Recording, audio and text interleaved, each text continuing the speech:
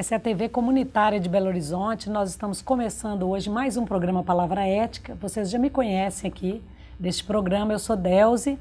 E hoje a nossa proposta é de um programa especial, porque dois aqui que são âncora da Palavra Ética, eu e Frei Gilvander, nós vamos, na realidade, fazer um bate-bola, diríamos assim. Nós estamos voltando do 2º Congresso Brasileiro de Filosofia da Libertação, que aconteceu na cidade de Porto Alegre, no Rio Grande do Sul. E deste congresso, nós trouxemos muitas informações e inquietações que nós queremos compartilhar com vocês hoje. Então não preciso dar as boas-vindas, que você já é de casa, né? É um prazer duplo estar aqui ao seu lado, né? Recordando de saída, né, que esse 2º Congresso Brasileiro de Filosofia da Libertação aconteceu na Universidade Federal do Rio Grande do Sul, em Porto Alegre, na Faculdade de Educação. Exatamente. Até perguntaram lá, que lá tem também Faculdade de Filosofia. Por que não aconteceu? Sim. Na Faculdade de Filosofia, mas na Faculdade de Educação. Isso, exatamente. Porque um congresso de filosofia, então, ele não é acolhido dentro de uma área, né, que seria própria da filosofia. E só para contextualizar isso, eu fiz uma pergunta para os nossos estagiários aqui da TV comunitária e perguntei para eles: vocês já estudaram filosofia? E eles me disseram sim, né? A Kathleen, a Kelly, né? E o Edivaldo, exatamente. 3 estagiários estão aqui, agora estão aqui nos bastidores. E fiz a seguinte pergunta para eles: vocês já estudaram filosofia? Eles disseram sim. Então me fala, quais são os filósofos, de onde são os filósofos que vocês estudaram? E já antecipei, certamente alemão ou grego. E eles me disseram, não, só grego. Então é como se a filosofia ela fosse um privilégio de gregos que viveram há mais de 2000 anos, né? Aristóteles, Platão, Sócrates, e poderíamos citar outros, Diógenes, Tales, de Mileto, etc., né?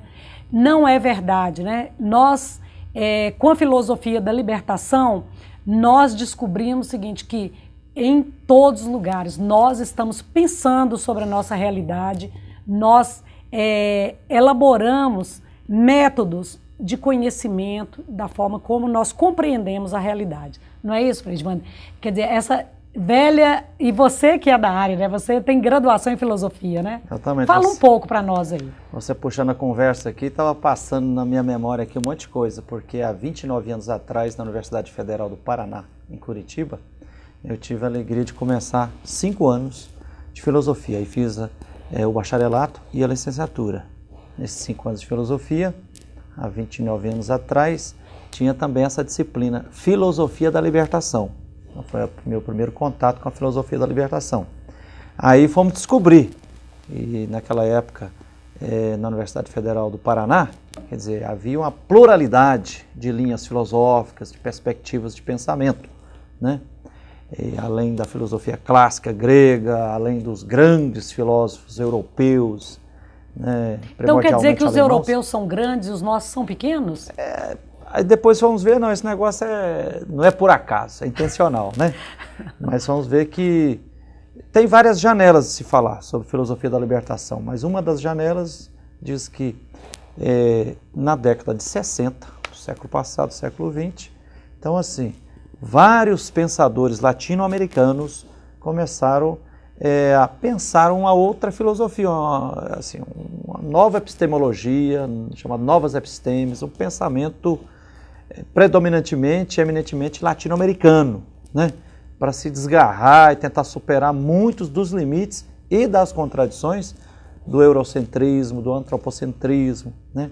E um desses, considerado em grande parte assim, um pai da filosofia da libertação, é o Henrique Dussel, né? Que é um argentino, mas que agora vive no México, foi né? perseguido muito pela ditadura militar argentina, teve a casa dele metralhada, depois ele se refugiou no México e é um dos grandes expoentes, mas tem dezenas, se não centenas, de pensadores na linha da filosofia da libertação. E depois também é importante considerar, e aí tem autores, pensadores latino-americanos em todos os países latino-americanos, né? E depois também é importante considerar que existe a filosofia da libertação Mas existe também a teologia da libertação, existe também a pedagogia da libertação, Que é a existe pedagogia sociologia do da oprimido, libertação, inclusive, né? que tão conhecido fora do Brasil, né, Paulo Freire, e às vezes no Brasil hoje grandes. nós ainda, os pedagogos não conhecem como deveriam, né, a pedagogia aí do oprimido, né, de Paulo Freire. Também uma ética da libertação, né, podemos falar uma economia da libertação, e eu particularmente, como estudiosa aí do direito, já estou pensando também em associar com os meus amigos, juntar aos pensadores do direito que já trabalham com essa necessidade de novos fundamentos, né, de justiça, que não seja só essa tradição nossa do direito positivo, do direito posto, mas enfim, eu gostaria de voltar, já que estou mais ou menos aqui na condução, eu gostaria de perguntar o seguinte: muitas pessoas dizem assim, filosofia é uma bobagem, filosofia é coisa de gente que pita maconha, né? Vocês ficam viajando aí na filosofia, às vezes minha filha fala comigo assim, não, tudo doido, esse povo da filosofia a gente deixa a barba crescer, não toma banho direito, anda com a roupa meio suja, é povo todo desligado, não sei o quê. E eu acho que com toda a legitimidade de quem atua à frente dos movimentos sociais, envolvido com problemas cruciais hoje para o bem viver, né, da nossa sociedade, das pessoas no Brasil. Qual a importância do conhecimento filosófico, do estudo da filosofia? Imprescindível, né? Aliás, não é à toa que, por exemplo, a Igreja Católica, na formação do seminarista, para chegar a ser ordenado padre, antes de fazer um curso de teologia, faça um curso de filosofia. Isso não é por acaso. E assim, obrigatoriamente, deve fazer outros cursos nas áreas de humanas, mas e hoje a também filosofia, o ensino médio, teologia, né? E a filosofia também já se tornou necessária, né? E depois também deveria perguntar assim, por que quando eclodiu o golpe militar, civil e empresarial em 64 no Brasil, por que o curso de filosofia foi proibido? E os professores de filosofia caçados? Então, assim, é claro que a gente tem que ter muita cautela e destreza com essa questão de que o ser humano é um animal racional, né? E filosofia é o pensar, o amigo da sabedoria, ser amigo da refletir e tudo, mas é imprescindível, porque a realidade ela não está assim transparente e dada, né? Sempre nós temos que interpretar o real, né? O real. Então, assim, entre o sujeito e o objeto, a realidade, há sempre perspectiva. Por exemplo, a filosofia da libertação defende o princípio segundo o qual não há neutralidade. Então, isso, por exemplo, tem certos paradigmas científicos que dizem a ciência tem que ser neutra, imparcial, isenta. Isso é burrice, ingenuidade. A filosofia da libertação tem ela, né, e tem a teologia da libertação, como eu falava, está nas várias ciências, e mais importante do que a filosofia da libertação, talvez seja o paradigma da libertação. Quer dizer, qualquer assunto que você for tratar, ele está numa realidade de complexidade, né, de contradição, de escondimento ali, né, de coisas escondidas e tudo, e a gente tem que ter perspectiva. E a perspectiva do paradigma da libertação é sempre a partir do elo mais enfraquecido, o oprimido, ou o pobre, ou a mulher, ou o negro, ou o indígena, ou a criança, ou o deficiente, ou a terra que é pisoteada, né? Sim, mas aí eu acho que a gente aflorar mais verdade. Para compreender melhor, quer dizer, se nós temos essa opressão, não poderia ser uma filosofia da liberdade? Por que da libertação? Exatamente. Boa. Porque assim, se você falar liberdade, poderia recair a questão, liberdade é um estado, é uma coisa que você conquista e você aprisiona. Quando fala libertação, talvez para indicar que, olha, não, a vida é um caminhar, é um processo, um pouco como João Guimarães Rosa, né? O que existe é a travessia, e é na travessia que a gente tem que ir discernindo todos os dias em fazer opções, né? Por exemplo, a filosofia da libertação contribui enormemente para fazer uma releitura do marxismo, toda a filosofia dialética, né? Para tentar, assim, ver que aqui no Brasil não começou. Por exemplo, o Henrique Dúcio tem um livro que ele fala 1492, quando os espanhóis chegaram aqui nas Américas, não foi o descobrimento, foi o encobrimento. Aliás, eles não chegaram na América, né? Porque deram o nome aqui de América por causa de um espanhol, né? Exato, quer dizer, Não descobriram, mas encobriram o outro, a alteridade que já existia aqui há milhares de anos, centenas, milhares de culturas indígenas e tudo, e que tem uma sabedoria, tem uma filosofia que deve ser fortemente valorizada. Né? Eu acredito também que esse enfoque, né, filosofia da libertação, quer dizer, já revela que existe uma opressão, existe alguém que está oprimido. E eu vejo, por exemplo, no meu campo, né, que eu estudo mais que a questão da terra. Muitas vezes, por exemplo, na política de reforma agrária, ontem mesmo falava com os estudantes lá na Universidade Federal, né, na Faculdade de Direito, faz-se um assentamento de reforma agrária e diz o próprio Estatuto da Terra, ele vai dizer, você terá acesso à propriedade desde que você torne essa propriedade produtiva, como se fosse o simples trabalho daquela família sobre a terra, ela criasse automaticamente todas as condições para libertar aquela pessoa da pobreza. E nós sabemos que não é verdade. Claro. Às vezes, por exemplo, até o monopólio da semente, não é? O controle do preço dos produtos, por exemplo, cereais. Então, quer dizer, são tantas questões envolvidas que às vezes a pessoa morre de trabalhar e ela não consegue. Ou, por exemplo, a questão da moradia, né, que eu acho que é importante para a gente refletir da perspectiva da filosofia da libertação.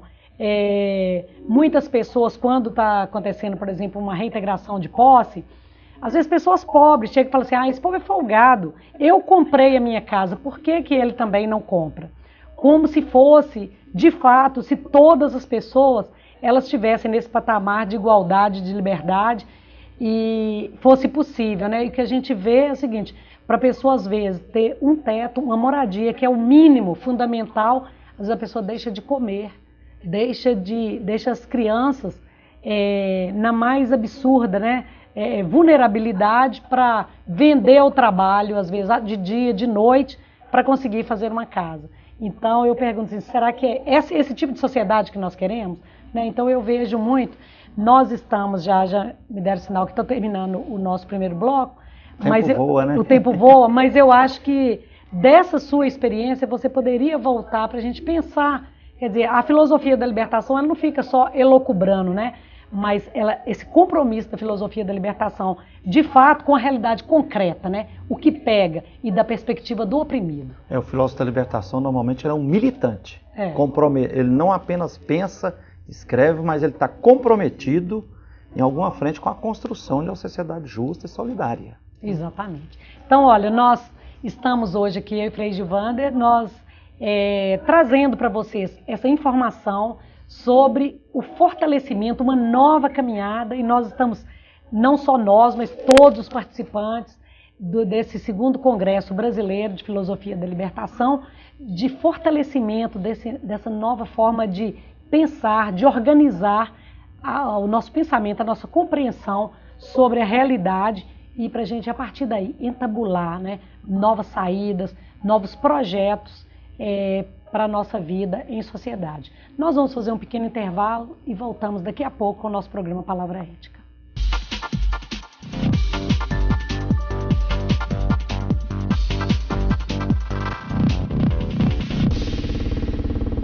Para derrubar adversários e que sabem como ninguém o que fazer em meio a uma confusão na rua. Aí a gente foge da briga. A sua vida vale mais que qualquer discussão. No Brasil, milhares de pessoas são mortas por impulso. Conte até 10. A raiva passa, a vida fica. Paz, essa é a atitude. Uma campanha do Conselho Nacional do Ministério Público e ENASP.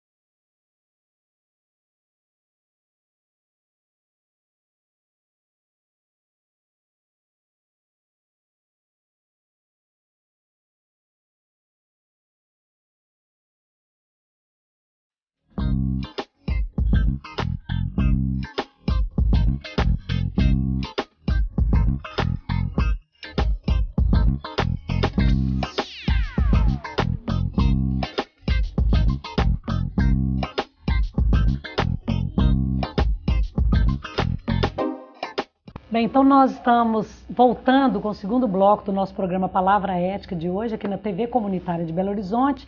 Gostaríamos de relembrar que além da TV, que era o canal 6 e 13, você pode acessar o programa, toda a programação da TV Comunitária pela internet, www.tvcbh.com.br. A Giovana está me ajudando. tvcbh.com.br. Exato. Nós, então, somos 2 apresentadores do Palavra Ética aqui na TV Comunitária e hoje nós estamos fazendo um programa especial porque nós sempre trabalhamos aqui com educação por direitos humanos. Nós procuramos aqui na TV, no programa Palavra Ética, mostrar muitas belezas que existem na nossa sociedade, mas também muitas injustiças. E como de baixo para cima nós estamos assistindo mudanças sociais importantíssimas, pessoas que se colocam como sujeitos da sua própria história. E isso tem tudo a ver com a filosofia da libertação. Ainda no primeiro bloco nós falávamos como que essa realidade ela pode ser compreendida por um novo pensamento. E aqui, se nós pesquisarmos, por exemplo, na Wikipédia, tem aqui que esse movimento, né, que surge entre os anos 60 e 70, ele nasce não apenas, ficou mais conhecida a teologia da libertação, inclusive com a expulsão de determinados... Do Leonardo Boff. Leonardo Boff, tudo porque eles tinham uma forma de ser igreja diferente dessa igreja hierarquizada, tradicional, né? Mas também nós podemos falar em uma pedagogia do oprimido, a pedagogia do Paulo Freire, que é o ícone, né, desse modo de ensinar, porque quem ensina aprende muito mais, né, do que ensina, de uma psicologia da libertação, de uma sociologia da libertação, de um direito da libertação, que foi visto o direito alternativo, mas eu nem concordo, eu acho que o direito achado na rua, ele está muito mais dentro da teologia, da filosofia da libertação, uma antropologia, uma economia da libertação. E eu gostaria que você falasse um pouco dessa perspectiva da filosofia mesmo, porque tem uma história interessante, né, dos filósofos gregos, e no primeiro bloco aqui nós falamos, né, que os nossos auxiliares aqui na TV Comunitária são jovens, e perguntando para eles sobre a filosofia, quer dizer, eles só vão lembrar de ter estudado na escola uma filosofia grega. E um dos filósofos, história interessante que está lá no Teto, né, que é um dos livros do Platão, sobre o Tales, né, o Tales de Mileto, um matemático, e ele tentando compreender o movimento dos corpos celestes, e ele andando, né, caminhando, olhando para o céu, e cai dentro do buraco. E chega a escrava Trácia. E fica rindo dele, né? Fala assim, como pode? Você quer compreender o céu, você não consegue nem andar, que você cai dentro do buraco, né? E todo mundo, qual foi a resposta? Como isso é visto dentro do Platão? E fala um pouco para nós de uma nova perspectiva, né? Que nos foi apresentada lá pela Nancy, né? Exatamente, a Nancy Cardoso, que é uma das assessoras da Comissão Pastoral da Terra, pastora da Igreja Metodista, é também filósofa e teóloga da libertação. Ela fez uma conferência assim, muito sui generis, que era propondo assim, a filosofia da libertação a partir do riso da escrava Trácia. Sim. Por quê? Questionando a filosofia tradicional, que a filosofia tradicional, por exemplo, Parmênides, a partir do ser, que é, né? Depois veio até o Aristóteles, não sei se tão voluntariamente, mas acabou até dizendo assim, não, tem que ter na sociedade classes, os escravos para trabalhar e o filósofo para poder pensar, para criar, ele tem que estar no ócio.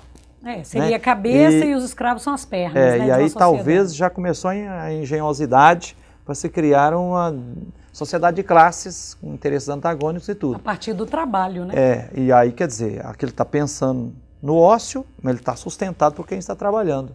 E aí a pastora Nancy nos refletir, olha, e a sabedoria daquela escrava Trácia que sorriu, fez ironia com o grande filósofo Tales de Mileto, que tentava entender os astros, mas não enxergava nem um metro ali na frente dele, caiu no buraco.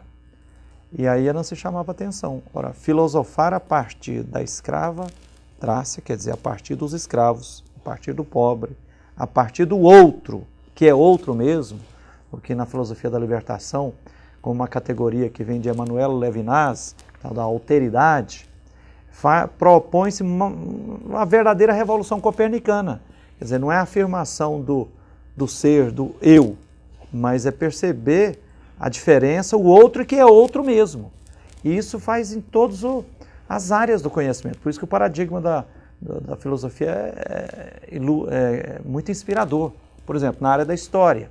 Você fazer uma história a partir da oficialidade dos grandes, ou com a pretensa neutralidade, você vai ter uma história que vai corroborar para a perpetuação das desigualdades. Agora, se você faz uma história, por exemplo, na perspectiva libertadora, você vai, por exemplo, questão hoje, que é uma questão gravíssima no Brasil, a questão da terra.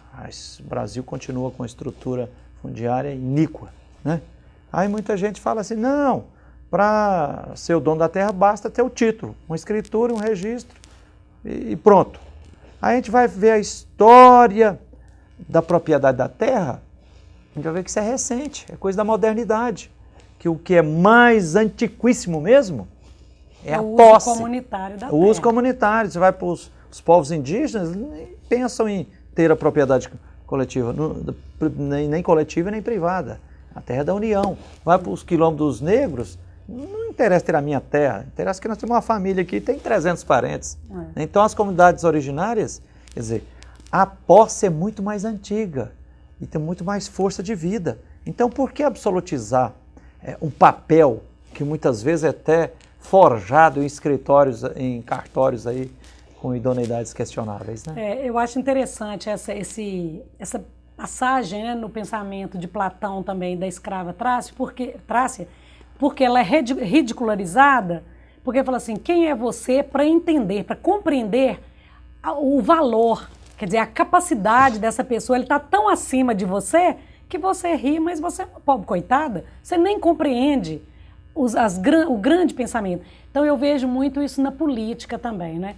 Muitas vezes nós supervalorizamos aquele que é detentor de um cargo público ou que é orientado por um técnico, quando a pessoa que está lá no território, no seu local, ele tem muito mais sabedoria. E a gente vê isso com as grandes obras, por exemplo, as barragens, né? Nós temos um caso que foi relatado pela Universidade Federal, por exemplo, no Jequitinhonha, quando as famílias elas não tinham mais como utilizar a água do rio, represado, a água se tornou morta, ela já naturalmente ela não poderia ser consumida. E vem os técnicos da Copasa dizer, não, essa água ainda é potável, então não tem dano ambiental. Então, quer dizer, imagina uma pessoa lá na roça, lá no Vale de Jequitinhonha, como ela vai confrontar um técnico, um engenheiro, por exemplo, da Copasa.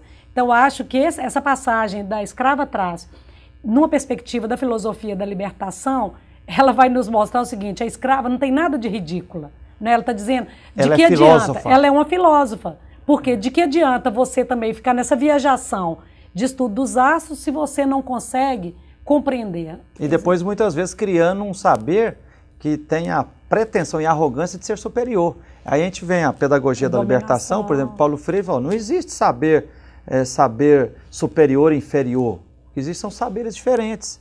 E ninguém aprende sozinho, Paulo Freire dizendo, ninguém aprende sozinho, todos aprendem em conjunto, em comunhão. Ele vai falar, por exemplo, você pode ser um engenheiro, você pode ser um médico. Você chega numa fazenda, numa área rural e vai colocar uma sela no cavalo, colocar um arreio no cavalo e você não sabe. Então o outro ele é muito mais autoridade do que você, né? Mas eu acho que a gente, nesse papo aqui hoje, é importante a gente trazer também o conhecimento, né, para o nosso público de como essa filosofia da libertação ela já avançou na América Latina hoje com o chamado Estado plurinacional. Nós convivemos em Porto Alegre nesses 3 dias com pensadores equatorianos, bolivianos, argentinos que nos mostram como eles têm saídas, porque muitas vezes falam assim, vocês falam que a ciência moderna ela é opressora, que o sistema de governo, ele é opressor, mas vocês têm alternativa? E para mim foi muito gratificante, não sei para você, quando o indígena fala assim, os nossos velhos, né, os anciãos, eles vêm e falam assim, vocês vão ter o conhecimento, mas tragam que nós vamos discutir. Nós temos um caminho da sabedoria, né? Então, a compreensão de mundo e de de respeito às gerações que esses indígenas nos mostraram lá. Né? Aliás, foi muito marcante e inesquecível. Eu mesmo fiquei muito feliz, né, de ver o testemunho, a reflexão lá daquele equatoriano, reitor, não é da universidade não, é da pluriversidade. Então diz, olha, não é como no Brasil que só tem uma língua só, o português, e não conta as outras 200 línguas indígenas que ainda existem aí, e nem como no Paraguai, só 2 línguas. No Equador são 14 povos com suas línguas, um estado plurilinguístico e nacional e tudo, e aí os povos indígenas lá se reuniram e de baixo para cima criaram, não é universidade, é pluriversidade. Porque foi relacionado até essa questão de universidade, uni vem de uno, verdade única. Não, o que queremos é o pluri, é o plural, na convivência. E não aí fechado em um único espaço também, né? Mas 14... E organizaram a universidade, quer dizer, ela tem várias áreas, mas não tem assim departamentos estanques, né? Faculdade de medicina, de matemática, de química e tudo, mas é uma teia onde o saber é construído e descoberto, mas ali na convivência eminentemente plural e observando a alteridade. Né? Exatamente. Então é uma outra, porque também hoje, através dessa proposta de universidade, e colocando vários quartos, e cada um com sua quase independência, com sua autonomia, a gente também hierarquia o saber. Então a filosofia da libertação também pugna contra toda e qualquer hierarquização do saber. Né? Uhum, exatamente. Eu acho também que foi muito significativo para nós a participação dos caigangues, né? Que sim. são os povos em torno de 34 mil indígenas. Principalmente no sul do Brasil, né? No sul do Brasil. Então, assim, hoje também nós já estamos caminhando num processo de democratização no sentido mesmo de reconhecimento de igualdade e a importância desses povos vindo para a universidade, né? Sem dúvida, né? E outro aspecto também que podemos retratar em vários momentos assim também, como é que vieram artistas da fina flor da cultura camponesa, popular e tudo, e assim com músicas ou com os batuques, mas de onde você via assim que o que a gente deve pensar não só com a cabeça, mas com a cabeça, com o coração, com as mãos, com os pés, com o corpo inteiro. Então, a filosofia da libertação acolhe tudo isso, a dimensão da arte, da cultura, da alimentação. Tinha também uma feira da agricultura, da agroecológica, lá dos pequenos agricultores, né? E da economia solidária também. Exatamente. Isso também foi uma conferência muito forte do professor Euclides Mansi, que, aliás, era frei, meu colega, há 29 anos atrás, na Federal do Paraná, mas hoje é um dos grandes expoentes aí, que escreveu alguns livros, e um é sobre a revolução das redes. Ele mostrou lá assim como é que a filosofia da libertação propõe uma outra economia, uma economia popular solidária, para ir traçando uma verdadeira rede assim, para construir uma outra forma de produção coletiva, participativa, uma outra forma de circulação e de trocas, e não essa proposta do mercado. Né? Mas isso é assunto para outro programa, que o nosso programa, então, chegou ao final. Esvaiu. Hoje nós falamos, nós temos um bate-bola aqui, falando um pouco sobre o 2º Congresso Brasileiro, que na realidade foi um congresso internacional de filosofia da libertação. E eu convido os nossos telespectadores, que eu confesso, eu nunca tinha ouvido falar, e acabei trabalhando a minha tese de doutorado, mostrando a necessidade de novas epistemologias para compreender o direito, hoje as relações internacionais. Sua tese está dentro do paradigma da filosofia da libertação. E acabei fazendo uma tese dentro da filosofia da libertação. Então, quero convidar vocês a pesquisar e procurar mais, conhecer principalmente a obra do Henrique Dussel, um importante pensador aqui da Nuestra América, não vamos falar mais América Latina, que vai nos ajudar a enxergar outros horizontes para o bem viver aqui mesmo, nessa nossa vida, sem uma promessa de futuro para o paraíso, mas aqui mesmo, agora, nessa nossa vida, como nós trabalhamos os direitos humanos. Então, nós ficamos por aqui. Quero agradecer a nossa equipe da TV Comunitária, a você que bateu o papo comigo hoje, nós dois, nesse nosso compromisso, e principalmente aos nossos telespectadores, que sempre nos estimulam, nos apoiam com esse programa Palavra Ética.